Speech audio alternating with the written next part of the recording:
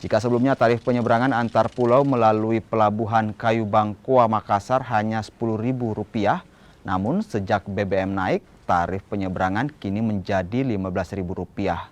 Tak hanya tarif penyeberangan, harga sewa kapal juga naik dan kini di kisaran Rp500.000, meski sebelumnya hanya Rp400.000. Kitanya masih selalu beli eceran atau di SPBU, Pak? Beli eceran, tidak bisa kita langsung SPBU. Oh, nggak bisa, Di? Sudah dikasih. Nggak dikasih. Kalau dikasih enak di SPBU karena Rp10.000, Ji. Iya. Sekarang Harus 13. melalui- Kalau sebelumnya berapa dibeli, Kang? Sebelum naik? Sebelum naik Rp10.000. Berarti naik 3.000, Pak, Di? Rp3.000 ya, hampir 3.000. Oh, sekarang berapa satu orang penumpang ke menyeberang Kemana tarifnya? Kalau Banyak yang pulau. ya, kalau yang terdekat berapa, Pak? Lelai. Berapa itu kita bisa kasih? Lelai paling dekat dia.